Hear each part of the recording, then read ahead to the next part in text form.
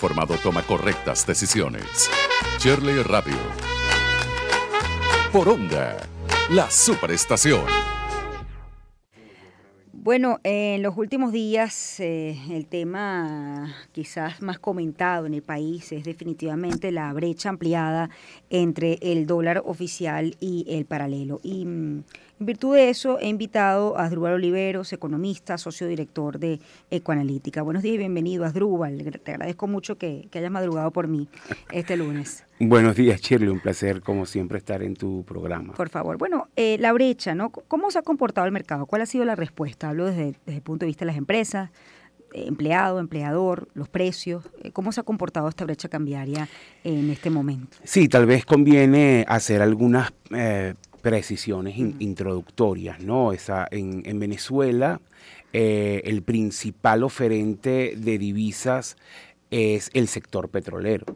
Prácticamente más del 80%, para ser exacto, 87% de los dólares que se venden en Venezuela vienen del sector petrolero, ¿no? Tanto público como privado. Obviamente el peso del sector público es muy significativo, pero también están las empresas que hacen sociedad con PDVSA. Entonces, adicionalmente, el grueso de las empresas que hacen vida en el país demandan esos dólares a través de las llamadas mesas de intervención cambiaria que tienen los diferentes bancos del país. ¿Por qué te digo esto? Porque al final es entender que cuando hay problemas en esa oferta de dólares que viene del sector público y que se vende en el mercado cambiario, obviamente eso genera tensiones y distorsiones en la economía.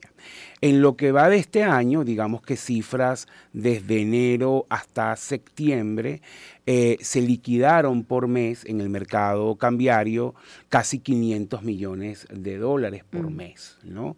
Sin embargo, en los meses de junio y de julio hubo un aumento significativo por la dinámica electoral y esta cifra más que se duplicó, o sea, se liquidó muchísimo. Luego, a partir de agosto, vino un bajón significativo. Entonces, si tú comparas lo que fue las liquidaciones de agosto y septiembre con junio y julio, estamos hablando de que la oferta de divisas cayó más de 50%. No así la demanda. Entonces, tú generas un desbalance. Tú tienes una menor oferta, la demanda sigue siendo importante, incluso es creciente, porque además tiene factores de expectativas por lo que ha pasado en el país, porque viene la temporada más intensa desde la perspectiva comercial, son dos elementos importantísimos, y porque también el tipo de cambio está muy rezagado y su precio es muy atractivo. O sea, comprar dólares a 37, 38 es una excelente opción y todo el mundo lo sabe. Entonces, esos tres elementos presionan fuertemente la demanda. Si esa demanda no es satisfecha en el mercado cambiario, vamos a llamarlo oficial, de las mesas de cambio, se traslada al mercado alternativo, al mercado paralelo, que tiene una prima. Y por supuesto, ese es un mercado más pequeño, con menos oferentes, no tan grandes. Esa presión de demanda genera que suba el precio. Entonces, eso es un poco lo que ha ocurrido y eso se ve en la brecha. La gente a lo mejor oye la brecha, pero la brecha es la diferencia entre la tasa de cambio oficial y la tasa de cambio paralela. Esa brecha, digamos que se había mantenido por debajo de 5%, lo cual es manejable, pero ha escalado, llegó a ser casi 28%, y en este momento con la decisión del Banco Central el viernes de mover un poco más agresivamente la tasa oficial, está en torno a 21, 22%. Hay que esperar cómo abre hoy el mercado paralelo. Sí, justo te iba a preguntar, ¿se sabe si en el corto, hablo esta semana, en el corto plazo, el BCB va a intervenir en el mercado cambiario para que haya una reducción de este diferencial importante? Mira, efectivamente hay anuncios, es un rumor de que el gobierno va a intervenir, va a colocar una cantidad, hay quien habla de hasta 180 millones de dólares. que ayudarían un poco a bajar la presión. Pero más allá de que el gobierno intervenga o no, o sea, creo que hace falta un rediseño de estrategia de lo que está ocurriendo. Ahora, volviendo al punto de la brecha, que me parece súper importante destacarlo, o sea, esa diferencia entre tasa oficial y tasa paralela genera múltiples distorsiones en la economía. ¿Por qué? Bueno, porque, digamos, por regulación oficial, los precios que vemos en la calle, todos deberían están, de alguna manera, tienen que estar colocados basados en la tasa oficial. Sin embargo, cuando muchas empresas, tanto las empresas comerciantes como productoras, como importadoras, negocian con sus proveedores, muchos proveedores señalan, no puedo cobrar a la tasa oficial porque yo no estoy consiguiendo dólares en ese mercado, yo los estoy comprando en el mercado paralelo. O sea, para yo traer esta mercancía, para yo venderte, sobre todo en ventas al mayor, para yo venderte este producto, me tienes que pagar a tasa paralela. Entonces, ahí es donde viene el problema, porque hay un desfase. Yo estoy cobrando a tasa oficial, pensemos en un comercio minorista, y mi proveedor me está cobrando en muchos casos a tasa paralela. Entonces, ese desfase, bueno, provoca distorsiones, te puede generar pérdida, te puede generar presión al alza en los precios. Por eso tú ves muchos precios que han aumentado en dólares. Por eso ves muchos comercios que dicen, bueno, voy a trabajar ahora en euros, porque la tasa del euro es un poco superior a la oficial del Banco Central en dólares. O sea, toda una cantidad de distorsiones donde tú ves, claro, la principal víctima es el cliente final, el consumidor, porque bueno, se consigue con comercio donde muchas veces no le quieren aceptar los pagos en bolívares, donde el tipo de cambio es diferente, donde los precios subieron, donde casualmente cuando él va a pagar el punto no sirve.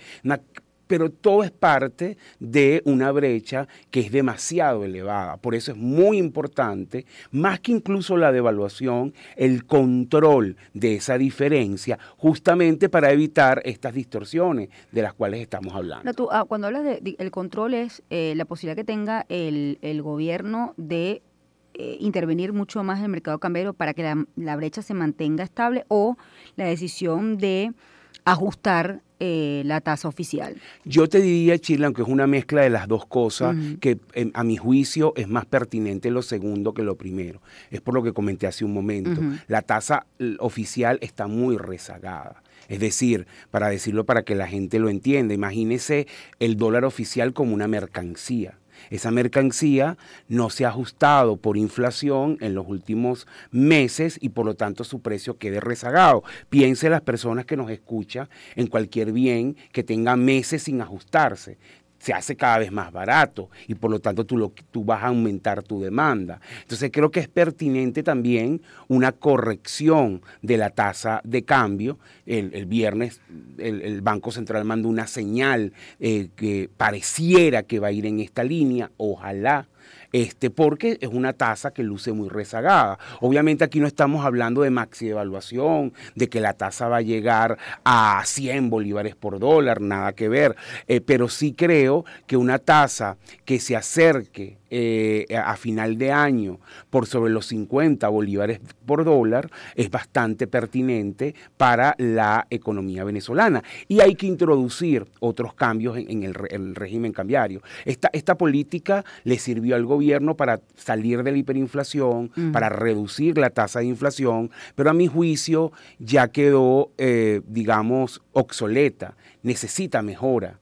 Una mejora importante es, bueno, tenemos que cambiar el esquema del encaje legal. No puedes seguir buscando estabilidad cambiaria y estabilidad de precio a costa de que no exista crédito en Venezuela. ¿Cuál es la vía para procurar esto? Creo que también hay que darle piso o mayor piso al ecosistema en dólares que existe en Venezuela. Y estoy diciendo, no quiero que se me confunda de que renunciemos al bolívar como moneda, para nada. Es un ecosistema híbrido, donde conviven las dos monedas, pero donde tú por lo menos permitas que los pagos con tarjetas en dólares que tiene la banca nacional sean compensados en dólares, para que el comercio también reciba dólares y no bolívares, como ocurre ahora. Permitas transferencias interbancarias entre los bancos locales, incluso vayas a un esquema donde puedas prestar con dólares. Creo que eso ayudaría mucho a reducir inflación, a la estabilidad cambiaria, sin la necesidad de restringir el crédito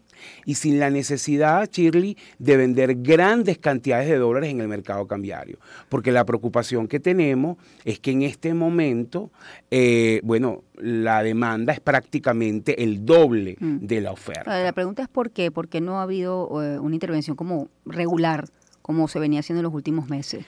Bueno, mira, yo creo que junio y julio fueron extraordinarias porque efectivamente era una dinámica electoral y porque también, vuelvo y repito, es que está todo conectado. Si tú tienes una tasa de cambio muy rezagada, bueno, la demanda sigue creciendo. Entonces tú no hay manera de que tú por la vía de la oferta, si tú no haces otras correcciones, puedas satisfacer otra demanda. Creo que debe haber otros problemas asociados en el flujo de ingreso que hizo que se vendiera tan poco en estas últimas semanas, pero sí es un elemento que es importante destacar, sobre todo para las próximas semanas. Te doy unos datos para que la gente entienda. Estos 2 meses son meses de muchísima actividad por parte del Estado. Va a ser una gran cantidad de pagos en bolívares. Esos bolívares entran al sistema. Tú tienes que drenarlo a través del mercado cambiario. Nosotros estimamos que para drenar esa demanda, tú deberías vender por lo menos unos 700 millones por mes, ¿no? Eso te da 1.400 millones, pensando solamente octubre y noviembre. Adicionalmente, ya tú traes 1.000 millones de demanda ahí represada, insatisfecha. ¿Cómo llegamos a estos 1.000 millones? Por un título que está emitiendo el Banco Central, que son los llamados títulos de cobertura, que son títulos que compran las empresas principalmente, esperando que le liquiden divisa. Entonces, yo puedo sumar a estos 1.400, 1.000 millones de estos títulos, estamos hablando de 2.400 millones. Más o menos puede ser un cálculo de la demanda que vas a necesitar de aquí hasta inicios de diciembre. Si yo sigo vendiendo, vamos a hablar de los últimos 2 meses, 400 millones por mes, bueno, son 2.400 contra 800, ponle 1.000, contra 1.000.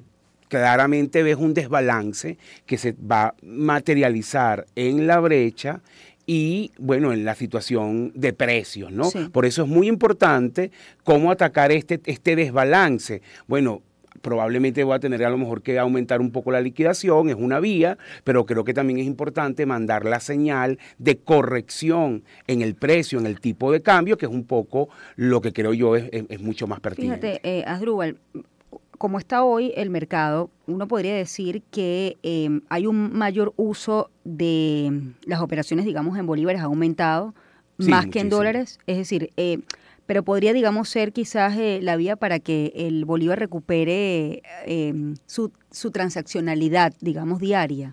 Mira, yo creo que ya el bolívar ha recuperado su rol como moneda de uso de transaccional, ¿no? Que es uno de los usos que tienen las monedas. Efectivamente, en este momento, 70% de los pagos se hacen en bolívares, en algunos rubros como alimentos, lo que es lo más cotidiano, esa proporción está por encima del 80%. En cosas como, por ejemplo, comprar un electrodoméstico o lo electrónico es un poco más bajo. Pero en promedio estamos hablando de 70%. Ahora, hay 2 elementos sobre los cuales el rol del bolívar ha perdido vigencia, pero incluso desde hace mucho tiempo. Uno es como reserva de valor, es decir, como un mecanismo de ahorro. No existe hoy eso en Venezuela, pues tiene que ver con la confianza. Justamente, y por eso pertinente tu comentario, conecto eso con lo que está pasando. Gran parte del problema de la demanda y de esta gran cantidad de hacerse con dólares es la falta de confianza en el bolívar.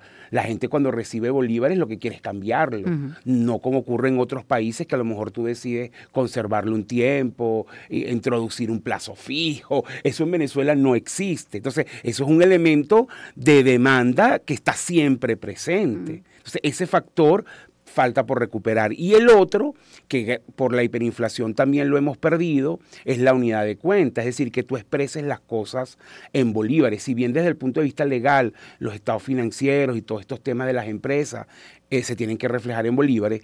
En el día a día de la calle, tú vas a cualquier hoy sitio y los precios están expresados en dólares.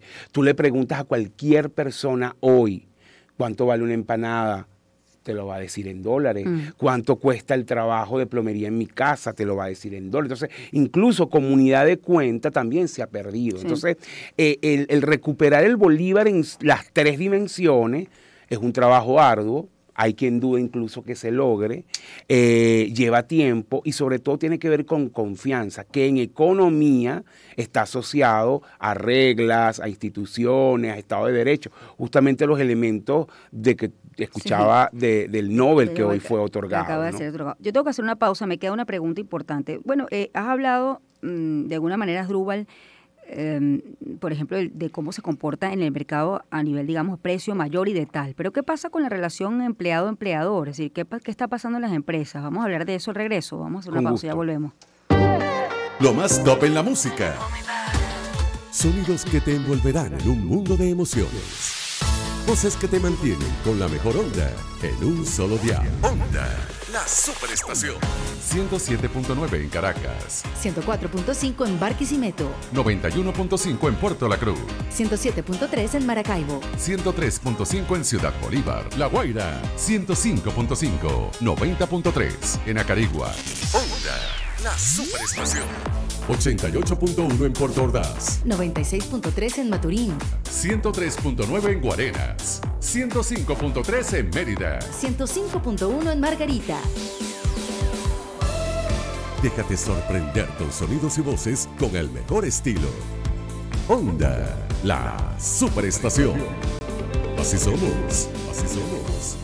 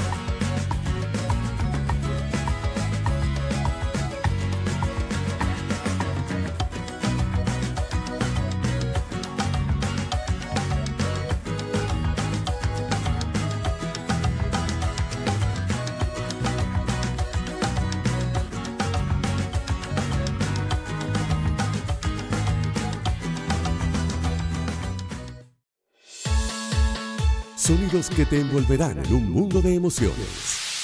Voces que te mantienen con la mejor onda en un solo dial. Onda, la superestación. 107.9 en Caracas, 104.5 en Barquisimeto, 91.5 en Puerto La Cruz, 107.3 en Maracaibo, 103.5 en Ciudad Bolívar, La Guaira, 105.5, 90.3 en Acarigua. Onda, la superestación. 88.1 en Puerto Ordaz, 96.3 en Maturín, 103.9 en Guarenas, 105.3 en Mérida. 105.1 en Margarita. Déjate sorprender con sonidos y voces con el mejor estilo. Onda, la superestación. Así somos, así somos.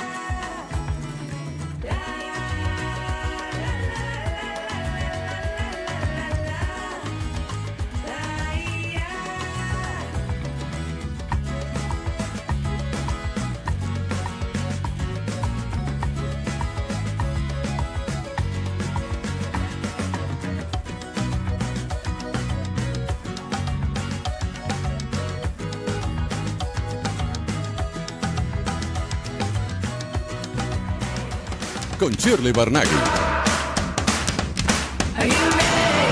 7:35, ¿cuántos se quedaron en el carro? Esa es la idea, uno deja la pregunta y la gente se queda en el carro para responder. Es una técnica. Claro, eso es una estrategia, la estrategia de la radio y la televisión.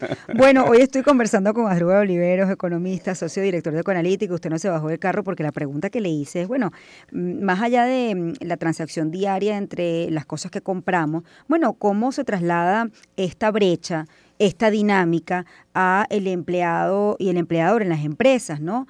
Bueno, el hecho de que aquí no estamos pagando un bien, pero sí estamos pagando un trabajo, un servicio, ¿no? Entonces, bueno, ¿cómo se ha comportado el mercado y cuáles son los retos que tienen las empresas, los empleados y los empleadores?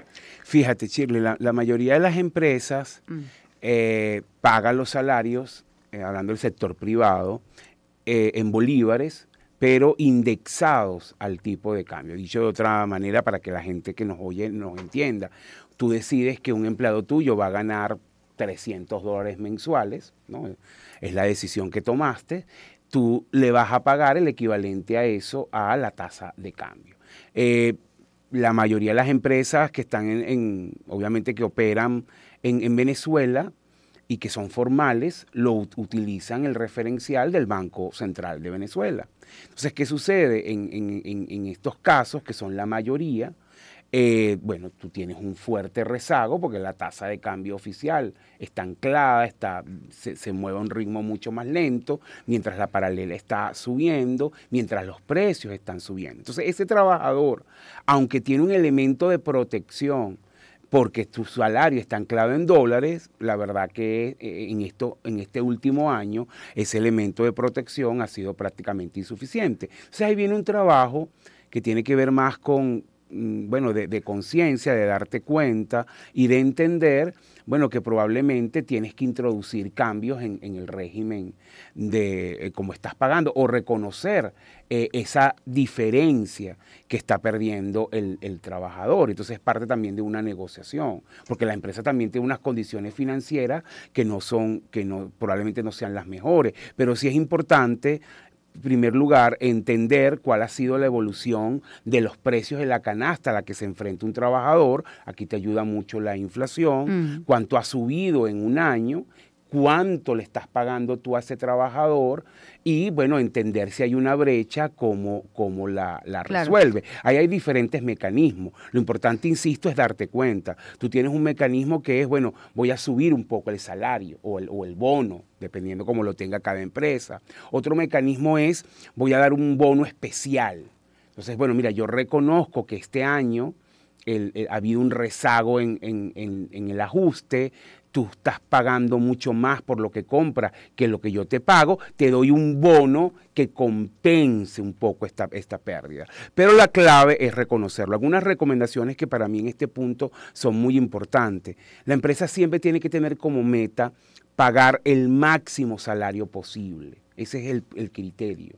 Y esto ayuda mucho a que el trabajador también esté contento, ayuda mucho a evitar la fuga de alguna manera o minimizar la fuga de talento. El segundo elemento que me parece pertinente es una comunicación diáfana y clara.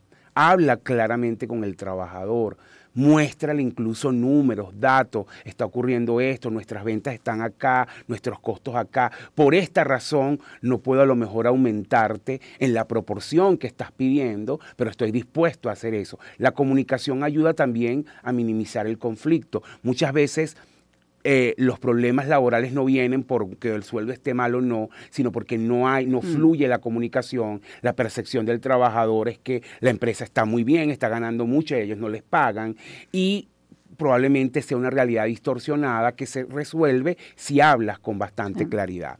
El tercer elemento que me parece súper pertinente es entender, aunque tú tienes, obviamente en empresas grandes es más complicado, pero hay elementos diferenciadores. Hay grupos de trabajadores que tienen unas características distintas y que tú deberías entender en la compensación. Por ejemplo, si tienes muchos jóvenes, probablemente tú puedas diseñar algún tipo de compensación que está atada con ayuda a la universidad o a la capacitación, porque en esos casos eso es muy importante. Si tienes grupos, vamos a decir silver, mayores, probablemente más relevante sea los planes ligados a seguro o salud. Entonces, es importante entender estas diferencias dentro del trabajo para de alguna manera mejorar el ambiente. Ahora, en este contexto que estamos viviendo, donde la brecha le ha hecho perder, nosotros hemos calculado esto, al empleado en dólares en lo que va de año, de alguna manera casi 11% de su poder adquisitivo, es importante que las empresas, bueno, evalúen un poco si pueden y cómo compensar este tema. Porque lo otro, Shirley, ya poniéndome del lado de las empresas, hay algunas que están en condiciones también muy difíciles, que no tienen manera de compensar más. Sí, o de conseguir los dólares en este momento. O de conseguir los dólares o de pagar un poco más. Vuelvo al punto, si estás en esa situación, lo importante también es la comunicación, ¿no? Y anticiparte al tema. Pero sí es claro que los trabajadores han perdido poder de compra, incluso en dólares, y que es importante entonces, bueno, aunque usted fije precios en dólares, aunque usted pague salario en dólares, esta revisión debe hacerse por lo menos anual o semestral, porque si hay una pérdida en el poder adquisitivo. Si no tiene una relación empleado-empleador, sino es honorarios profesionales, ¿no? ¿Cómo debería? Mi caso, ¿no? En nuestro caso, claro, por supuesto. ¿Cómo entonces, opera sin que pierdas, por ejemplo, la semana pasada 28% de tu valor, de tu trabajo, ¿no? Sí, mira, yo sí creo que es muy importante ahí nuevamente, y aplica, digamos, con más fuerza, es una negociación bilateral. Sí. Tú eres un proveedor de alguien, es más, hay una relación, en el caso específico de consultoría o de lo que tú haces, hay una relación de confianza. Entonces creo que es importante entender un poco, buscar una solución ganar o de minimizar las pérdidas. Sí. Creo que lo que hay que evitar, Shirley, allí es el desequilibrio. Es decir, toda la pérdida se la traslado a mi proveedor, sea en este caso un consultor o proveedor de servicio, y yo trato de protegerme. Es una visión que no me parece la adecuada, que no es sostenible. Incluso esto también aplica para la relación no solamente en medio de un proveedor y una empresa, sino también incluso una empresa y sus consumidores. Hay que tratar de, bueno, cómo un poco opto porque esas pérdidas hay un equilibrio, exactamente. Entonces, mira, algunas soluciones. Bueno, vamos a ajustar un poco las tarifas de los honorarios, porque tengo que seguir pagando a tasa BCB. Entonces, yo entiendo, es una obligación, perfecto. Yo no te voy a obligar ni te lo voy a incluso a proponer que trabajes a otra tasa. No está en discusión. Pero entonces, redefinamos la tarifa. ¿Verdad? Ese es un primer elemento. Un segundo elemento es, bueno, mira, veamos un poco ese costo, probablemente en un tipo de cambio que sea promedio. Entonces, bueno, a lo mejor allí vas viendo. O incluso lo que te decíamos antes, bueno, cotízame no en dólares, sino en euros, porque compensa un poco. Entonces, ahí se abre un abanico de decisiones.